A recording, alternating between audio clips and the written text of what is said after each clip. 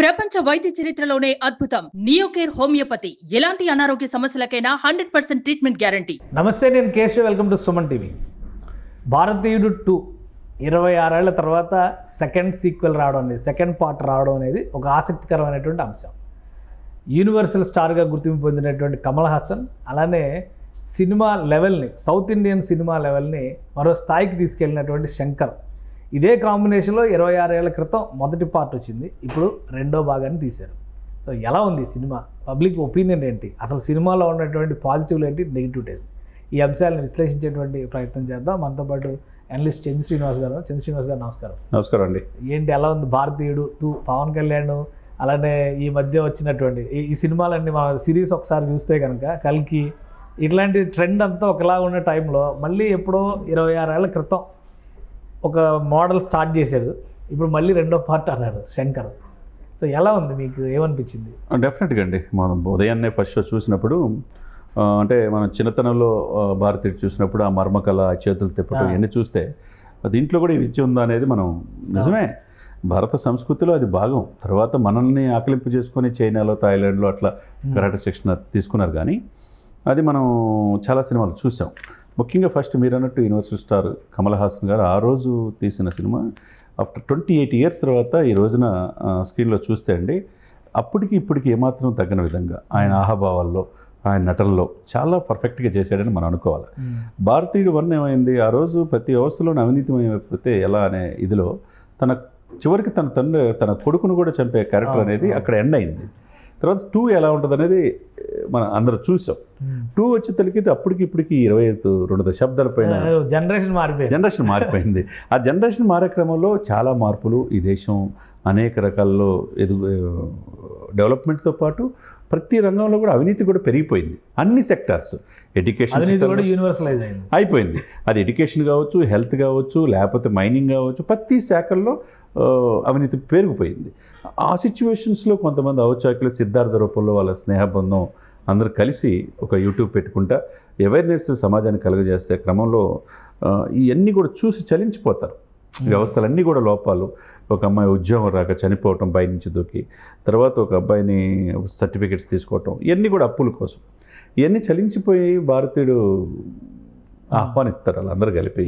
అది నిజంగా భారతీయుడు కావాలని వెల్కమ్ చెప్తున్న ఇదిలో ఆయన ఎక్కడో థాయిలాండ్లో అక్కడ విద్య నేర్పుతున్న వ్యక్తి వాళ్ళందరూ ఆహ్వానం మేరకు వస్తాడు. వచ్చిన తర్వాత దీని మీనింగ్ ఏంటంటే చాలామంది తెలియక దీన్ని ఏదో వేరే విధంగా తీసుకెళ్తున్నారు. ఈ సినిమాలు అనుకున్నంత లేదు, అది ఇది అని చెప్పేసి అంటున్నారు. కానండి, ముందు మన భారతదేశం గొప్పతనం తెలుసుకోవాలి. భారతదేశం 32,87,263 స్క్వేర్ కిలోమీటర్లు జాగ్రఫికల్గా 29 రాష్ట్రాలు, 7 కేంద్రపాలిత ప్రాంతాలు అన్నీ ఉన్నాయి. అయితే దేశం మొత్తం గురించి మనం తెలుసుకుంటే మనం మాట్లాడాలి. ఈ దేశం ఆర్థికంగా ఇప్పుడు 5వ ప్లేస్లో ఉంది, ఫ్యూచర్లో 3rd ప్లేస్కి వస్తారంటున్నారు. మోదీ గారు వచ్చిన తర్వాత ఈ ప్రపంచంలో భారతదేశం ఉనికిని ఎక్కువ తీసుకెళ్లారు అన్ని రంగాల్లో. ఆ పాయింట్ ఆఫ్ వ్యూలో అదే సమయంలో నీరవ్ మోడీ లాంటి వాళ్ళు, వజ్రాల వ్యాపారులు కావచ్చు, విజయ్ మాల్యా లాంటి వాళ్ళు కావచ్చు, కింగ్ఫిషర్ ఎయిర్లైన్స్ విలాసవంతమైన జీవితం కలిపాడు. బ్యాంకర్లందరూ కూడా టోపీ పెట్టి, కుచ్చుటోపీ, వేల కోట్లు బ్యాంకులు తీసుకొని భారత సంపదని కొలగొట్టి విదేశాలు పారిపోయారు. అదే సమయంలో గాలి జనార్దన్ రెడ్డి కేసులు, మైనింగ్ మనం అన్నీ చూసాం. ఇవన్నీ కూడా చూస్తున్నాం. మనం వాళ్ళ మేనియాన్ని కూడా ఇది చూపించి ఒక మీనింగ్ ఏంటంటే, కేశవ్ గారు పర్ఫెక్ట్గా ఏదైతే అవినీతి ఆరోపణలు వచ్చినప్పుడు ముందు నీ కుటుంబం నుంచి స్టార్ట్ చేయమన్నాడు. ఆయన వచ్చిన భారతీయ ముందు అంతే కదా, ముందు నువ్వు చెప్పేటప్పుడు శుభ్రంగా ఉంటేనే, ఒక వేలు నీ మీద కేశవ్ గారు చూపించేటప్పుడు 4 ఏళ్ళు నా వైపు ఉంటాయి. కాబట్టి నేను పర్ఫెక్ట్గా ఉంటే నేను చెప్పడానికి అవకాశం ఉంది. కాబట్టి ఏంటంటే మీరు చెప్పటమే కాకుండా మీ కుటుంబం నుంచి ప్రక్షాళన చేయండి అన్నాడు. అది మంచి మెసేజే. దానిలో తన కుటుంబం సచ్ఛీలత అనేది చిన్నప్పటి నుంచి పెరుగుతాం కదా. మా అమ్మ గొప్పలు, మా నాన్న గొప్ప, మా చెల్లెలు గొప్ప, మా బావ గొప్ప అనుకుంటాం. కానీ అక్కడికి వచ్చేదలికి అనుకోకుండా వాళ్ళ నిజ రూపాలు ఆ నిజ రూపం చూసేదలికి ఆ సిచ్యువేషన్స్లో ఎవరైనా ఒకటే అనే భావనలో వాళ్ళు వచ్చే క్రమంలో వాళ్ళ తండ్రి వాళ్ళు అరెస్ట్ అవ్వటం, వాళ్ళ తండ్రులు లేకపోతే వాళ్ళ తల్లి చనిపోవటం, ఇవన్నీ కూడా ఎమోషన్స్తో కట్టబడేసి ఉన్నాయి. కానీ ఎక్కడ కూడా భారతీయుడు కమల్ హాసన్ ఎక్కడ తొనకలా బెనకలా తన దేశం కోసం, తన దేశాన్ని దోచుకునే వాళ్ళ వేల కోట్ల రూపాయల డబ్బు అంటే ఏంది ఈ బంగారంతో చివరికి కొద్ది బంగారం ఒక భవనం కూడా చూపించారు. అది మరి గాలి జనార్దన్ రెడ్డి గురించి చూపించారు, ఎవరిని చూపించారు. కొమోడు కూడా బంగారంతో చేసింది, చివరికి షింకు కూడా బంగారంతో చేసి చూపించాడు. అంటే ఈ డబ్బంతా ఏం చేసుకుంటారా బాబు, ఈ డబ్బుతో ఏమైనా తింటారా, ఆ కాగితాలు ఏమైనా తింటారా, వండుకుంటారనే మెసేజ్ ఇచ్చి భారతదేశ గొప్పతనం గురించి చెప్పాడండి అక్కడ. చెప్పే క్రమంలో ఆయన కొద్దిగా శత్రువు అనిపించవచ్చు చాలామందికి, కానీ ఆయన ఆహాభావాలు, దాంట్లో నటించిన నటులు కావచ్చు, అందరూ కూడా చాలా చక్కగా పర్ఫెక్ట్ చేశారు. సిద్ధార్థ వాళ్ళ టీం బాగానే చేసింది. అదే సమయంలో దాంట్లో ఒక పాట మాత్రం ఉంటుంది, ఎక్కువగా సమయం సందర్భం వచ్చేది కాదు. కానీ అదే ఒక సినిమా అనగానే మనం ఎక్స్పెక్టేషన్స్ ఇండియన్ సైకి ఎలా ఉంటుందంటే ఓ 4 ఫైట్లు, ఓ 5 పాటలు, అది కావాలి, అవసరం అయితే ఒక ఐటమ్ సాంగ్ ఇట్లా పెట్టి బ్యాలెన్స్ చేసి ఒక 4 కుళ్ళు జోకులు ఉంటాయి. అవును, సో అలాంటివి ఏమైనా ఉన్నాయి ఇందులో? ఎక్కడ కూడా అవకాశం లేదు. ఇక్కడ ఎవడి పాత్ర ఎంతవరకు చేయాలో అంతవరకే తప్పితే దీన్ని ఎక్కడ డివియేట్ కాల. కమల్ హాసన్ అనే వ్యక్తి ఈ భారతదేశ గొప్పతనం గురించి ఆనాడు నేతాజీ సుభాష్ చంద్రబోస్ స్థాయిలో విమాన ప్రమాదం ఇప్పటికి తప్పిపోయాడు. ఇప్పటికి కూడా ఆయన ఏమయ్యాడో కూడా తెలియని పరిస్థితి ఉంది, ఇంకా జరగల. అటువంటిది నేతాజీ సుభాష్ చంద్రబోస్ని స్ఫూర్తిగా తీసుకోవాలి. ఒకవైపు గాంధీ విధానాలు కూడా అవలంబించుకుంటా ఆయన యొక్క పోరాట పట్టం కూడా వెళితే భారతదేశాన్ని ముందుకు తీసుకెళ్ళవచ్చు అనేది ఈ యొక్క ఇన్నర్ మీనింగ్. దాంట్లో మిషన్ అన్నాడు, అదేనా? అంతే కదా. ఇప్పుడు శంకర్ గొప్పతనం ఏంటంటే అండి, గ్లోబల్గా ఆలోచించే విధానం. ఆ రోజు పరిస్థితులు ఏంటి, ఇప్పుడు పరిస్థితులు ఏంటి, ఎందుకు భారతదేశం ప్రతి ప్లేస్ ప్రతి స్టేట్ కూడా చూపించాడు.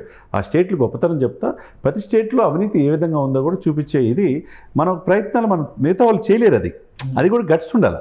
ఇప్పుడు మీరు అన్నట్టుగా ఏదో 4 ఫైట్లు, ఏదో హీరోయిన్ లవ్ సీన్స్, లేకపోతే హీరో ఇళ్ళను కొడతాం, ఇవన్నీ ఉంటే ఆనందపడతారు చాలామంది.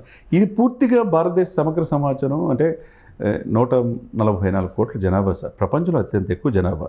దానితోటి అదే విధంగా అవినీతి ప్రతి సెక్టార్లో మనం చూస్తున్నాం. ఒక్కొక్క రాజకీయ నాడు 1,00,000 కోట్లు తక్కువ ఎవరు తింటలా. ఈ సమయంలో మన సంపద కదా మనం కాపాడుకోవాలి అనే మీనింగ్ అనేది ఒకటి. ఇప్పుడు అవినీతి అనేది, లంచగొండితనం అనేది యూనివర్సలైజ్ అయింది, ప్రతి ఒక్కరిలో ఒక యాక్సెప్టెన్స్ వచ్చేసింది. శంకర్ సినిమాలు కూడా ఫస్ట్ నుంచి చెప్తుంది ఇదే మాట. జెంటిల్మెన్ సినిమా దగ్గర నుంచి మొదలు పెడితే మధ్యలో ఏదో బాయ్స్ లాంటి సినిమా సరదాగా తీశారని చెప్పి అనుకోవాలి, కానీ ఒకే ఒక్కడు కానీ, తర్వాత వచ్చిన భారతీయుడు కానీ భారతీయుడు పార్ట్ 1 కానీ, అపరిచితుడు కానీ, మొన్న వచ్చిన శంకర్ కానీ, శంకర్ అన్న శివాజీ కానీ, రోబోలో కూడా ఒక విధంగా అవినీతి వల్లనే దేశం అనేదిగా చెప్తా వస్తున్నారు. అన్ని సినిమాల్లో అవినీతి గురించే చెప్పి భారతీయుడు పార్ట్ 2లో కూడా అవినీతి గురించి చెప్తే జనం మెచ్చుకుంటారా? అంటే జనం కొంతమంది మెచ్చుకోకపోవచ్చు, కానీ నేను చదువుకున్న వ్యక్తిగా, యూనివర్సిటీలో ఒక మాస్టర్లో చదువుకొని బయటకు వచ్చిన వ్యక్తిగా, మీరైనా నేనైనా, ఈ సమాజం పట్ల చిత్తశుద్ధి ఉన్న వాళ్ళు ఎవరైనా సరే, తను ఏం చెప్పాడు, తన కుటుంబం, తన కొడుకును కూడా చంపేశాడు కదా సార్ పార్ట్ 1లో. అంటే నాకు ఎవరు కాదు, దేశం గొప్ప, అవినీతి ఉండకూడదు అన్నాడు. ఇప్పుడు ఈయనేం చెప్పాడు, వచ్చి మీరే కంబ్యాక్ అన్నారు భారతీయుడిని, వచ్చాడు దేశంలో సంస్కృతి తేటానికి, వాళ్ళ ఇళ్ళలో చిచ్చి పెట్టి ఇప్పుడు వాళ్ళ కొడుకే నాన్న పట్టిస్తాడు, కూతురే అమ్మని పట్టిస్తాడు, బావని బామ్మరిది పట్టిస్తాడు. సో అందరూ అట్లా పట్టించిన తర్వాత అసలు ఈ భారతీయుడు మాకు వద్దు పొమ్మని చెప్పని, అంటే నిజంగా ఇప్పుడున్న సమాజంలో కనుక భారతీయుడు వస్తే రాళ్లతో కొట్టి తరిమేస్తారు అని చెప్పాడా లేదా సినిమా? డెఫినెట్గా కరెక్ట్గా చెప్పాడు. కానీ మీరు భయపడలే. అక్కడ రాళ్లతో కొట్టే సన్నివేశం, రాళ్ళు పండి ఆయన మీద పోలీసులు కూడా దాడులు చేయాలని చూశారు. ఎక్కడ కూడా తొనకల తన విధానాల ప్రకారం వెళ్ళాడు, చూసారా లేదు.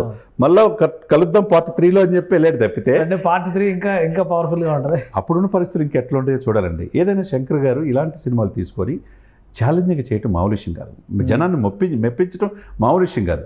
అయితే భారతదేశ గొప్పతనం దీంట్లో చూపించాడు, భారత సంస్కృతి సంప్రదాయాలు చూపిస్తా, అదే సమయంలో మన యొక్క సంపదని కొల్లగొట్టిన వాళ్ళకి, పేద ప్రజల్ని పొట్టగొట్టిన వాళ్ళకి ఎలా మనమే శత్రువులు అనేటువంటిది అంతే కదా. ఇప్పుడు కొంతమంది ఒక ఆయన బాగా సంపాదించి దాంట్లో అంతరిక్షంలో కూడా మార్స్కి వెళ్ళాలని చెప్పేసి ఆయన జీరో గ్రావిటీ మీద ఊగుతుంటాడు. ఆయనకు కూడా ఏంటి అని, ఎందుకురా బాబు ఇక్కడ అంగార గ్రహం దగ్గరికి ఏం చేస్తావు, ముందు ఇప్పుడు నువ్వేం చేసావు, కొన్ని 1,00,000 కోట్లు తిన్నావు, చాలామందికి ఉద్యోగాలు అని చెప్పేసి పరీక్షలు పెట్టి ఒక్కొక్కటి ఉద్యోగం 4 లక్షల నుంచి 40 లక్షలు తీసుకున్నావు, ఏం తీసుకుంటావు ఈ సంపద, అంతే కదండి. అంటే గుండె తరుక్కుపోయే సంఘటనలు అక్కడ ఉన్నాయి. అంటే చదువుకున్న వాళ్ళు ఎవరైనా విఘ్నులైన ఈ సినిమా చూస్తే కరెక్ట్, ఈ కాలంలో ఈ సినిమా చూడాలి. మనం కూడా ప్రక్షాళన మన ఇంటి నుంచే, మన తండ్రి ఉద్యోగైనా తప్పు చేస్తే ఎలర్ట్ చేయాల్సిన అవసరం ఉన్నది అనే భావన 100% కలగజేశారు. గట్స్ ఉండాలి ఇటువంటి సినిమాలు తీయటానికి. ఇంకొకటి ఇందులో భారతీయుడు 1 అనగానే ఏఆర్ రెహమాన్ పచ్చని చిలుకలు తోడుంటే పాట ఇవన్నీ గుర్తు అయి ఉండేవి. మరి ఇక్కడ భారతీయుడు 2లో అది బ్యాలెన్స్ అవ్వలేదు, 3 గంటల సినిమా లెంత్ అనిపిస్తుంది అని డిస్కషన్ జరుగుతుంది. దానికి ఏం సమాధానం చెప్తారు? అక్కడ తండ్రి కొడుకులు ఇద్దరు కమల్ హాసన్ ఉంటారు, హీరోయిన్లు ఉన్నారు. అక్కడ ఆ పాత్ర, అక్కడ సుకన్య, మిగతా వాళ్ళందరూ బాగానే నటించారు. ఇక్కడ ఆ స్కోప్ లేదు. అప్పటికి ఇప్పటికి మీరు 28 సంవత్సరాల క్రితం భారతదేశం, ఇప్పటికీ ప్రతి డిపార్ట్మెంట్లోనూ అవినీతి పెరిగిపోయింది. పెరిగిపోయినప్పుడు అది ఏ విధంగా ఎరాటికేట్ చేయాలనేది ముఖ్య సమస్య. సో ఓకే, ఓన్లీ 1 పాయింట్ ఎజెండాగా వెళ్ళింది సినిమా అంతే, సింపుల్.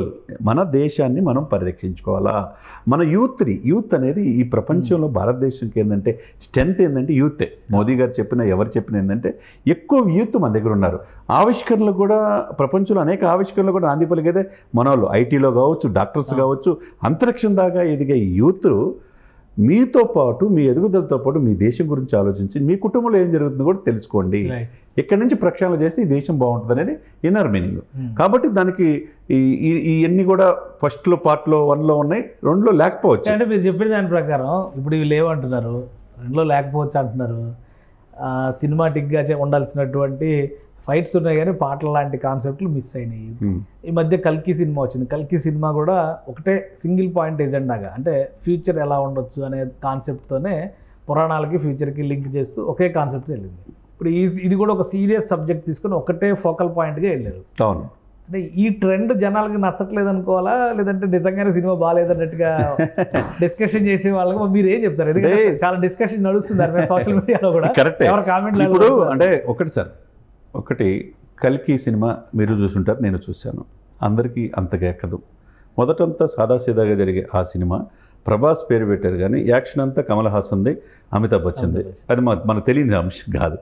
చివరిలో మళ్ళా ఈ ప్రభాస్ కనపడతాడు. చివరి హాఫ్ అన్ అవర్ సినిమాని గట్టెక్కిచ్చారు. గట్టెక్కిచ్చి నెంబర్ 2లో ఏముందో చూడండి అని చెప్పాడు. అది వాస్తవే కదా. ఈ రోజు 800 కోట్లకి వెళ్ళినా ఏమన్నా అది వాస్తవమే. కాబట్టి ఆ పాయింట్ ఆఫ్ వ్యూ కల్కిలో వేరు, ఇప్పుడు భారతీయుడు 2లో వేరు.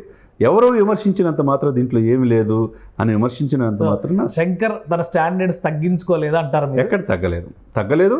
అదేవిధంగా భారతీయుడు 2లో కమల్ హాసన్ పాత్ర కూడా 100% న్యాయం చేశాడు. సో హీరోయిన్స్ గురించి డిస్కషన్ జరుగుతుంది. బాగా చేశారా మీరు అన్నారు. సుకన్య లాస్ట్ ఫిలింలో చాలా మంది ఉన్నారు.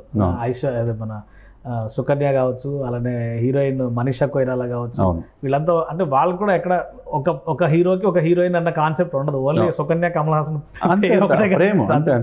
ఇక్కడ కూడా రకుల్ ప్రీత్ సింగ్ ఉంది, తర్వాత ప్రియా భవానీ శంకర్ అమ్మాయి ఉంది. బట్ ఎవరు హీరోయిన్లు అనేటువంటి ఎస్టాబ్లిష్మెంట్ ఏది జరగలేదు కథలో. అది జరగలేదు. ఇవన్నీ ఏంటి నెక్స్ట్ పార్ట్కి పెట్టుకోవాలా? మేబీ ఇప్పుడు ఈ పార్ట్ ఈ సినిమాకి వరకు వాళ్ళ పాత్రలు అంతవరకు న్యాయం చేస్తారు. రకుల్ చేసినా, మీరు ఇంకో ప్రియా భవానీ శంకర్ చేసిన సామాజిక విస్తృతంగా సమస్యల్ని ఐడెంటిఫై చేసి ప్రజలకు తెలియజేసి సోషల్ మీడియా ద్వారా ప్రజలకు మేలు చేయాలనేదే దీంట్లో ఇన్నర్ కాన్సెప్ట్. ఆ విధంగా ఒక సేవియర్గా, ఒక రక్షకుడుగా భారతీయుడు 2 కమల్ హాసన్ని ఈ సినిమాలో చూపించారు. అంతకంటే ఇంకా ఎక్కువకి అంటే మర్మకళలో నెక్స్ట్ లెవెల్ చూపించారా? ఎందుకంటే లాస్ట్ టైం మర్మకళలు అనేది ఒకటి ఉంది అని అది చూడగానే కూడా మన దేశంలో ఎలాంటి మార్షల్ ఆర్ట్స్ ఉన్నాయా అని ఒక ఆసక్తి ఉంది. ఇప్పుడు ఆల్రెడీ అది చాలామంది తెలిసిపోయింది కాబట్టి ఇందులో మర్మకళల విషయంలో నెక్స్ట్ లెవెల్ డెఫినెట్గా మనం చారిత్రాత్మకమైన చరిత్రని చెరిపేస్తే చెరిగిపోతుంది. నిజంగా మర్మకళ మనం అశ్వఘోషుడు చాలా కాలానుడు రాజతరంగిణి, తర్వాత పాణిని అష్టాధ్యాయి, తర్వాత చాలా తమిళనాడులో అనేక మంది గ్రంథాలు రాసి ఉన్నాయి. నిజంగా ఈ కళలు ఉన్నాయి. మనం వైదేశ్యం కోవిల్ ఉంటుంది, దాంట్లో మన జాతకాలు మన తలపత్ర గ్రంథాలు నిక్షిప్తమై ఉంటుంది. మన చరిత్రని అది మనం గుర్తుంచుకోవాలి. అదేవిధంగా మర్మకళ కూడా మనల్ని ఇంప్లిమెంట్ చేసుకుని ఇతర దేశాలలో Tibet, China, తైవాను, Thailand countries implement చేసి వాళ్ళ పిల్లలకు కూడా ఈ ట్రైనింగ్ ఇస్తున్నారు. మనం మర్చిపోతున్నాం. ఆ తెరమరుగైన దాన్ని కూడా ఆ మర్మకళని ఇంకా ఎక్కువగా దీంట్లో చూపించారు. సో ఓవరాల్గా మీరు ఏ రేటింగ్ ఇస్తారు సినిమా చూడమని? డెఫినెట్గా నేను 10కి తప్పకుండా 9 ఇస్తాను. ఓకే, సినిమా బాగుందనేది నా అభిప్రాయం. రైట్, థ్యాంక్ యూ చంద్ర శ్రీనివాస్ గారు. ఇది సరదాగా వెళ్ళి సినిమా చూద్దాం, వినోదంగా కాసేపు నవ్వుకొని వద్దాం అనుకునే వాళ్ళ కోసం భారతీయుడు 2 సినిమా తీయలేదు. ఒకవేళ మీరు అలా అనుకుంటే ఈ సినిమాకి వెళ్ళొద్దు. ఎందుకంటే కొద్దో గొప్ప బుర్ర, బుద్ధి, వివేకం, చైతన్యం ఉపయోగించి ఈ దేశం బాగుపడాలి అంటే ఏం చేయాలి, ఈ దేశంలో ముఖ్యంగా సమాజాన్ని శుద్ధి చేయాలంటే మనం ఎక్కడి నుంచి ప్రారంభాన్ని మొదలు పెట్టాలనే అంశం తెలుసుకోవాలంటే భారతీయుడు 2 చూడండి. ఎందుకంటే ఇందులో ఆ కాన్సెప్ట్ని శంకర్ మరోసారి చెప్పారు. ఆయన 25 ఏళ్ళుగా సినిమాలు తీస్తున్నప్పటికీ కూడా పదే చెప్తున్నటువంటి ప్రధానమైనటువంటి జాడ్యం ఈ దేశం వెన్నెముకకి పట్టినటువంటి అవినీతి జాడ్యం. మరోసారి దాని మీద అస్త్రాన్ని శంకర్ ప్రయోగించారు. చూడండి, మీకు నచ్చితే కామెంట్ చేయండి. Thanks for watching. సుమన్ టీవీలో మీ పర్సనల్ అండ్ బిజినెస్ ప్రమోషన్స్ కోసం కింది నెంబర్కి కాంటాక్ట్ చేయండి.